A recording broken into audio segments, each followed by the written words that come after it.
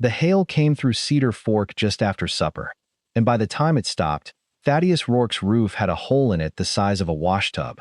He found this out the hard way, standing in his own kitchen at midnight with a lantern in one hand and rainwater coming down onto the table in a steady rope, and his bad leg propped on a chair because the same storm had spooked his gelding into the fence rail that afternoon, and the gelding had kicked back. Thad was 45 years old, had built half his own house with his own hands 20 years before, and could not, at present, climb a ladder without falling off it. He stood there a long moment considering his options, which were few, and went to bed with a bucket under the leak and a headache building behind his eyes that had nothing to do with the weather.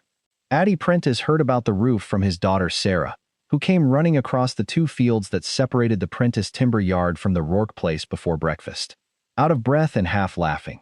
"Papa's roof has a hole in it. You could post a letter through," Sarah said, "and he won't let anybody get up there because his leg's bad, and he's in the worst mood I've seen him in since Mama's funeral." Sarah was 15 and had inherited her father's habit of saying exactly what was true, whether or not it was comfortable. Addie set down the plane she'd been using on a fence rail, wiped her hands on her apron, and said she'd come have a look. She did not mention that she had been looking for an excuse to climb onto Thaddeus Rourke's roof, or anywhere near Thaddeus Rourke, for the better part of 2 years, because that was not information Sarah needed, and it was certainly not information Addie planned on sharing with anybody, least of all herself. If you're enjoying this story so far, don't forget to hit the like button and subscribe. Drop a comment telling me where in the world you're watching from. I love hearing from you. She arrived at the Rourke place with a coil of rope, a hammer, and a bundle of cedar shakes she'd cut 2 winters back and never used, and found Thad on the porch with his leg up on a stool, scowling at the sky like it owed him an apology. "You are not going up there," he said, before she'd even set down her tools. "It's my roof. It's my neighbor's roof with a hole in it," Addie said, "and you're about as useful right now as a screen door on a chicken coop." Thad's mouth did the thing it did when he was trying not to smile and losing. "I taught you that saying," he said. "You did," Addie agreed, "and I've been saving it." She was up the ladder before he could argue further, which was the only way to win an argument with Thaddeus Rourke, as she had learned over 2 years of trying it the other way first. She'd learned roofing the way she'd learned most things that were useful and unglamorous. From her father, who had been a builder in Ohio before he came west, and a builder in Montana Territory after, and who had never once in 22 years suggested that his only child oughtn't know how to swing a hammer because she was a girl. Elias Prentiss had died 3 winters back, of a fever that took half the county that January, and left Addie the timber yard, a debt she'd since paid off, and a set of hands that could frame a barn or shingle a roof faster than most men in the valley. She was 28 years old, unmarried, and had turned down 2 proposals in the years since her father's death, both from perfectly decent men she simply hadn't wanted, in a manner that had produced a fair amount of talk in town about what exactly Addie Prentiss was holding out for. Addie herself would have told anyone who asked, though nobody did, that she knew precisely what she was holding out for, and that he was currently standing on his own porch with his leg propped on a stool, shouting up instructions she didn't need. She had the hole patched by early afternoon, 3 courses of new shake laid clean over the old, and came down the ladder with her hands full of splinters and her hair coming loose from its pins, to find Thad had made coffee despite the leg, hobbling to the stove and back on a crutch he'd fashioned that morning out of a hay rake handle. "You didn't have to do that," she said. "Neither did you," he said. "Climb up on a roof for a man who told you not to." "I never listened to good advice," Addie said. "I've noticed," said Thad, and there was something in the way he said it, something warmer than the words strictly required, that made Addie look at him a beat too long before she looked away. They sat on the porch steps with their coffee while Sarah went to check on the horses, and the valley below them did the thing it did in late September, turning gold at the edges, the way it always did before the cold set in properly. Thad had lived in Cedar Fork his whole life, run cattle on land his own father had claimed, and buried his wife Eleanor 2 years back, after a long illness that had taken most of a year to finish its work. He did not talk about that year much, and Addie did not ask him to, which was one of the several hundred small reasons Thad Rourke had come, without exactly deciding to depend on Addie Prentiss's company the way a man depends on a chair he's grown used to sitting in. "You've got a good hand with a hammer," he said, looking out at the valley rather than at her. Better than most men I've hired. I had a good teacher.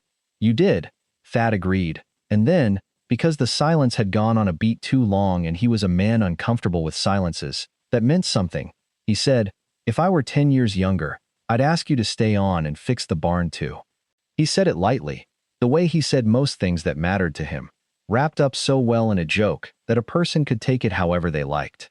Addie took it the way she always did, with a laugh that cost her more than it should have, and said she'd send him a bill. It was not the first time he'd said some version of that sentence, and it would not be the last. Addie had started keeping a private count somewhere around the second time, not because she was counting on purpose, but because a person notices when a thing keeps happening, the way you notice a loose floorboard by the fourth or fifth time you step on it. If I were 10 years younger, if I had 10 fewer years on me, when I was your age, I might have had the nerve. It was, she had come to understand, less a joke than a fence, one Thad Rourke had built around himself sometime in the 2 years since Eleanor died, and he tended it the way he tended actual fences, checking the posts, making sure nothing had worked loose. Addie had never once, in 2 years, told him the math didn't hold up the way he seemed to think it did. He was 45, she was 28. 17 years was not 10, not by a fair margin, but she understood well enough that the number wasn't really the point. The point was that Thaddeus Rourke had decided, somewhere in his grief, that he was too old and too used up to ask a young woman to build a life with him, and no amount of arithmetic was going to talk him out of a fear that had never once been about arithmetic.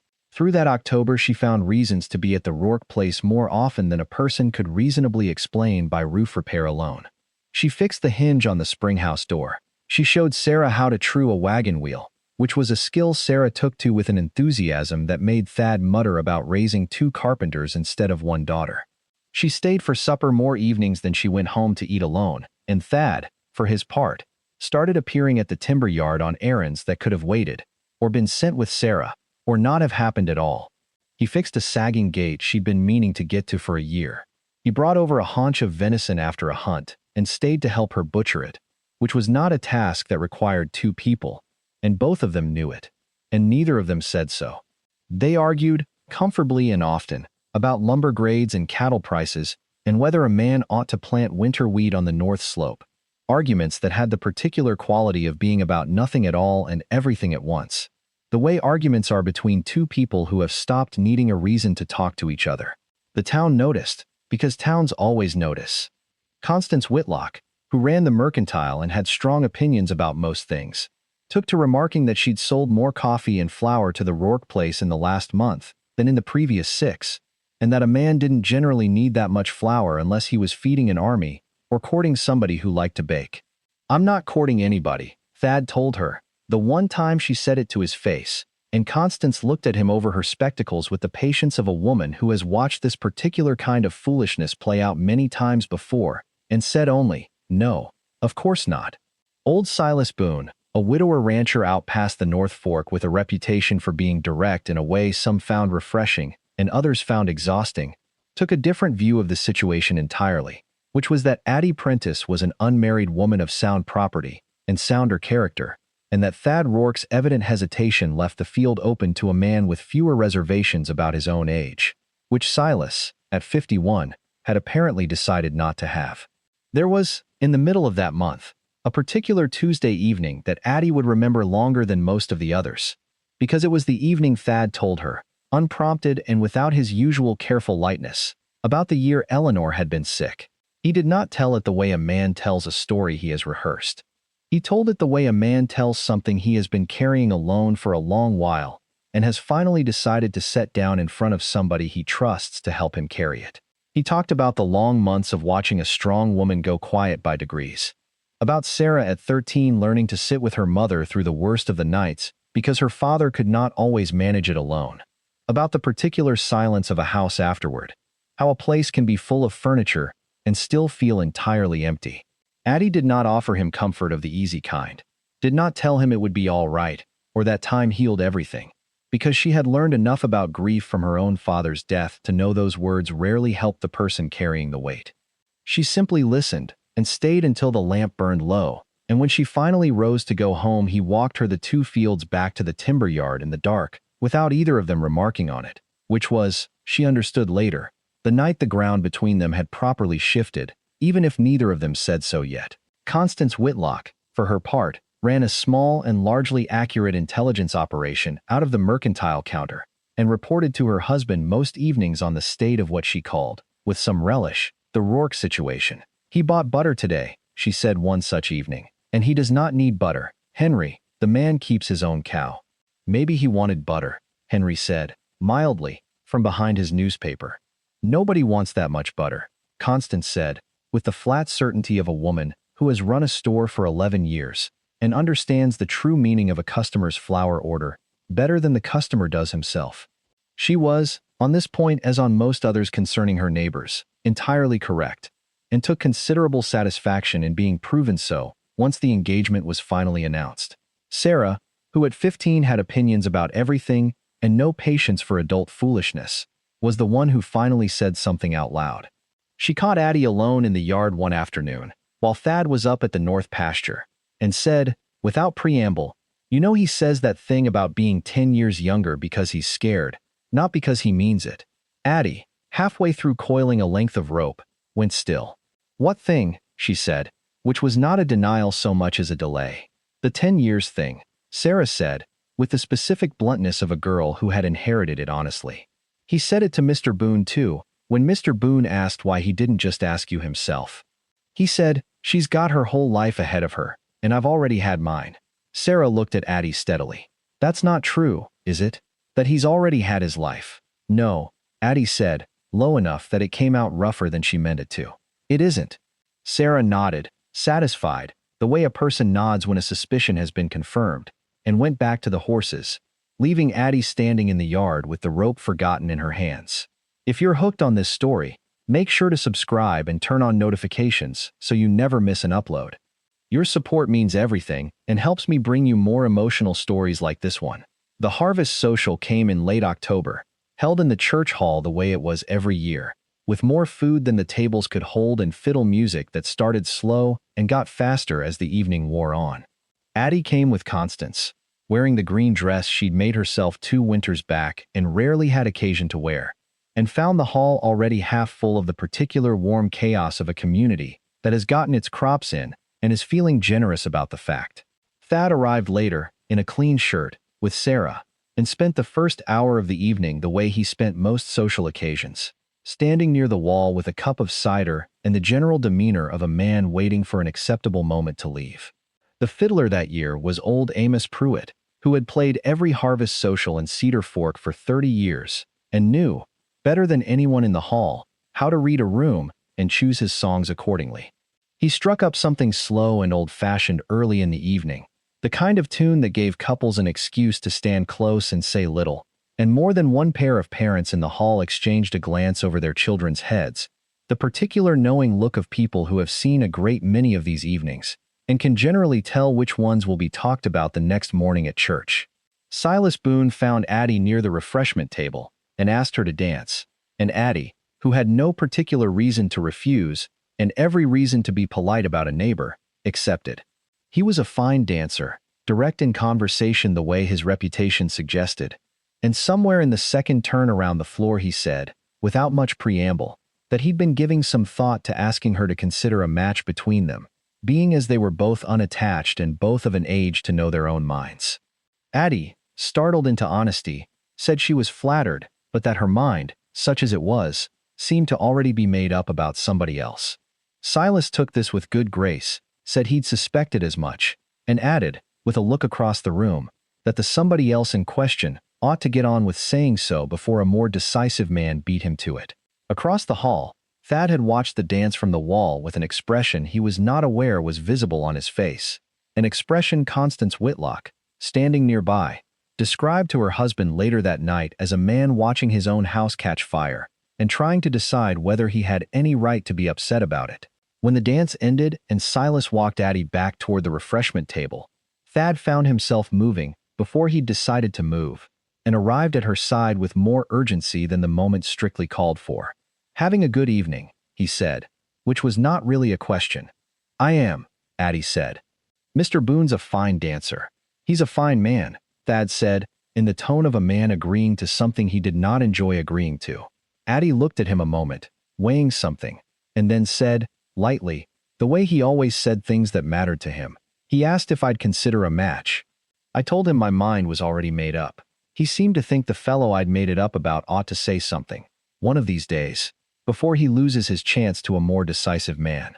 She let that sit a moment. I told him I wasn't holding my breath. Then she excused herself to find Constance, and left Thad standing by the refreshment table with a cup of cider going warm in his hand and the distinct sensation of having just been handed something he did not yet know what to do with. He walked home that night rather than take the wagon, because Sarah had gone ahead with the Whitlocks, and because he needed the cold air and the time it bought him. The stars over Cedar Fork in late October were sharp and close, the way they get once the last of the summer haze burns off, and Thad walked the 2 miles turning her words over the way he turned over most things. Slowly, from every side, with the stubborn thoroughness that had served him well in 30 years of ranching, and considerably less well in the 2 years since Eleanor died. I wasn't holding my breath. He thought about the flour Constance kept selling him. He thought about Sarah's face when Addie showed her how to true a wheel, lit up in a way he hadn't seen since before her mother got sick. He thought about 17 years, which was the actual number, not 10, a number he had never let himself do the arithmetic on, because he'd been afraid of what the arithmetic would tell him. He thought about the particular quality of a house with someone in it, which he had forgotten, and then remembered, over the last 2 months, one hinge and one haunch of venison at a time.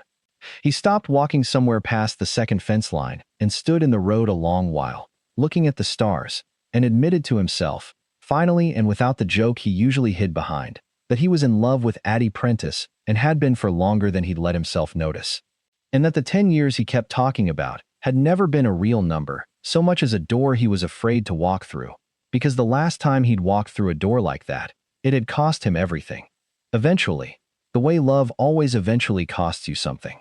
He stood there and decided, with the same stubbornness that had gotten him through everything else in his life, that he would rather have the cost than not have her. He went to the timber yard the next morning before he'd fully worked out what he meant to say, which was unlike him, and found Addie in the yard sorting cedar shakes into stacks, her sleeves rolled up and sawdust in her hair. She looked up when he came through the gate, and something in her face went carefully neutral, the look of a woman bracing for a joke she'd heard too many times already. "I came to fix your fence," Thad said, which was not true and both of them knew it, since Addie's fence was in perfectly good repair. "Did you?" Addie said. "No," Thad admitted. He stood there a moment, hat in his hands, looking considerably less composed than a man who had run a ranch alone for 2 years generally looked. "I came to say something, and I don't have a joke ready for it, which is unusual for me, so I'd be obliged if you'd let me get through it without interrupting." Addie set down the shake she was holding and gave him her full attention, which was, Thad would think later, one of the things he loved about her, that she never once made a man work to be heard. "I've been telling you for 2 months that if I were 10 years younger I'd ask you to stay," he said. "That's not true. I'm not 10 years younger. I'm 45, and you're 28, and that's 17 years, not 10, and I know that because I finally let myself do the arithmetic last night, standing in the middle of the road like a fool. I kept saying 10 because 10 sounded smaller, easier to pretend I could close that gap if I just waited long enough or worked hard enough. 17 felt like too much to ask anybody to forgive." He took a breath. "I buried a wife 2 years ago, and I told myself that meant I'd had my chance at this, that a man doesn't get to ask twice, especially not from somebody young enough to have every reason to want better than a rancher with a bad leg and a graying head. That was me being scared, Addie, not me being sensible. I know the difference now. I didn't for a while." Addie hadn't moved, hadn't said a word, and Thad, having come this far, found he couldn't stop now even if his nerve had wanted to. "Silas Boone told me last night that if I didn't say something, a more decisive man would. He wasn't wrong to say it. I've been the least decisive man in this county for 2 years running, and I'm tired of it, and I'm tired of watching you walk away from me at the end of every evening and pretending that's what I want." He stopped. "So I'm asking, properly, not 10 years younger, not any younger, exactly the man I am, with exactly the years I've got on me. Will you stay?" Addie looked at him a long moment, and when she spoke, her voice wasn't quite steady, which was rare enough for her that Thad noticed it immediately and would remember it for the rest of his life. "You know," she said, "I've been waiting 2 years for you to stop measuring yourself against 10 years that never existed." "I know that now," Thad said. "I should have known it sooner." "You should have," Addie agreed. "But you're here now, and I've never once needed you younger. I needed you to ask." She crossed the yard, sawdust and all, and took his hand, and said the thing plainly, the way he'd finally managed to. "Yes, I'll stay. I'd have stayed a year ago if you'd asked." Thad let out a breath he seemed to have been holding since October, or possibly since Eleanor's funeral, and said, with the first real laugh she'd heard out of him and longer than either of them could name, "Well, I suppose I owe Silas Boone a debt of gratitude I never expected to owe him." "Don't tell him that," Addie said. "It'll go straight to his head." What followed that autumn was, by the general agreement of Cedar Fork, the most satisfying courtship the town had witnessed in years. Satisfying in the way that a long-delayed thing is satisfying once it finally arrives. Thad came calling properly, which meant Sunday suppers and Tuesday evenings on Addie's porch, and a great many arguments about lumber and cattle and winter wheat that had, by unspoken agreement, become a kind of courtship in their own right. Sarah took to informing anyone who would listen that she had known all along, months before either of the two adults in question had managed to work it out for themselves, and bore the vindication with the particular smugness available only to a 15-year-old who has been proven right about something important. Constance Whitlock sold considerably more flour that November than she had the month before, and declined to comment further. Thad asked her properly in December, on the porch of the house she'd built her own fence around, with the first snow dusting the high ridges and the light going long and gold the way it does before an early winter sunset. He didn't have a ring yet, hadn't planned the moment the way some men plan these things, and told her so plainly. "I don't have anything to put on your finger tonight," he said, "and I know a woman's owed a bit more ceremony than a man showing up empty-handed, but I've found that every time I wait for the right moment with you, I lose 2 years being scared instead. So I'd rather ask now, and get you a ring later, than get the ring first and lose my nerve again."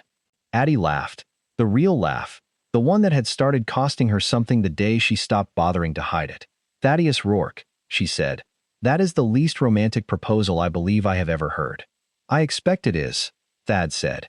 "Ask me anyway," she said, "and I'll forgive you the ceremony." So he did, plainly, without the joke he'd hidden behind for 2 years, and she said yes before he'd finished the sentence, and the ring, when it came 3 weeks later, was Eleanor's mother's, reset by the jeweler in town, a fact Thad told her honestly rather than let her discover it and wonder, and Addie wore it without a moment's hesitation, understanding, the way she understood most things about him, that a man could carry more than one love in a lifetime and still give the second one everything. The winter between the proposal and the wedding was, by Cedar Fork standards, a hard one, with snow closing the North Pass for the better part of 6 weeks, and every rancher in the valley losing more stock than they cared to count. Thad and Addie spent as much of it together as decency allowed, digging cattle out of drifts side by side and arguing, not for the first time, about whether a man ought to have moved his winter herd to the lower pasture sooner, an argument Addie won decisively when the lower pasture proved to have lost half as many head as the upper one.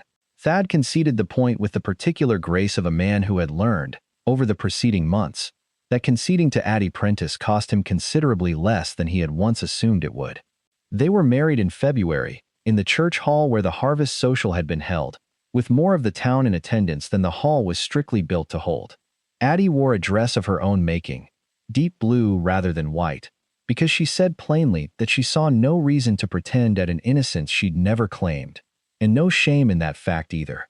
Sarah stood up with her, having appointed herself to the role without asking anyone's permission, and cried through most of the ceremony despite having spent the better part of 3 months, insisting she had known this was coming, and felt nothing about it at all.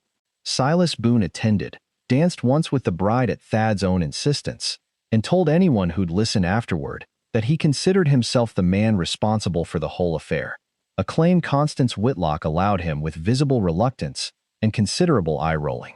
They built a life the way 2 people build a life who have both already learned, the hard way, that nothing worth having comes without risk. Addie kept the timber yard and took on Sarah as an apprentice of sorts, a fact that scandalized precisely nobody who knew either of them and delighted the girl beyond measure.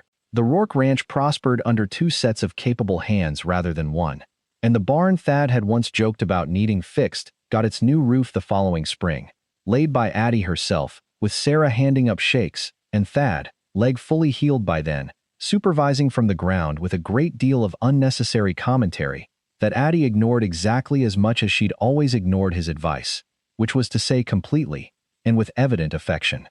Their first child, a boy they named Elias for Addie's father, arrived the following winter, with his father's stubborn jaw and, as it turned out early and definitively, his mother's steady hands. A daughter came 2 years after, whom they named Eleanor, a choice Thad made with some hesitation, and Addie made without any at all, understanding that love, properly built, has room for every person who helped make you who you are. There was a hard spring, some years into their marriage, when young Elias took a fever that frightened both of them more than either would admit to the other at the time, and Addie sat up 3 nights running with a cool cloth and her father's old remedy book, refusing to let Thad send for the doctor from the next county until she was certain it was needed, because she had learned young what a body could weather with patience and what it could not. The fever broke on the 4th morning, and Thad found her asleep in the chair beside the boy's bed at dawn, still holding his small hand, and stood in the doorway a long while before he woke her, understanding all over again, the way he seemed to keep understanding it in new ways every few years, precisely what he had nearly talked himself out of having. They grew old on that porch, the same one where he'd finally asked her without the joke, replaced twice over the decades but always somehow the same porch, facing the same gold valley. Thad kept a small private habit, in the years that followed, of telling the story of his own proposal at every anniversary supper, with a version that grew steadily more self-flattering with each telling, until by their 30th year together, he had convinced himself, and very nearly convinced their grandchildren, that the whole business had been his idea from the start, and Silas Boone's role in it had been minimal at best. Addie let him have this, mostly, correcting him only often enough to keep him honest, which she considered a wife's proper duty.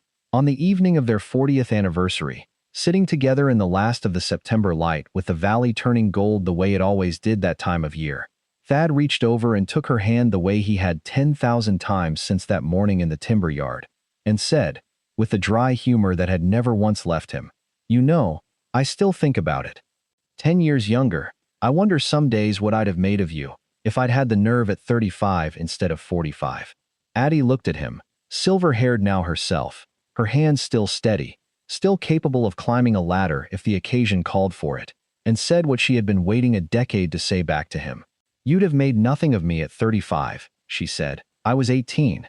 You'd have been arrested."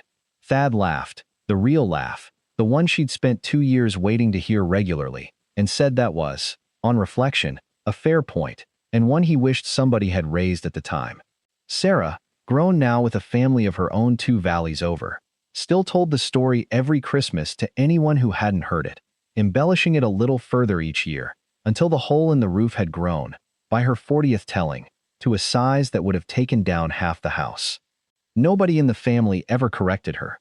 It was, after all, close enough to true. They sat together as the light went down over Cedar Fork, 2 people who had built a life out of a hole in a roof and a joke that had finally, after 2 years, stopped being a fence and become, instead, the truth. Thank you so much for watching until the end. If you love this story, check out the other videos on your screen now. I think you'll really enjoy them. And don't forget to subscribe if you haven't already. See you in the next story.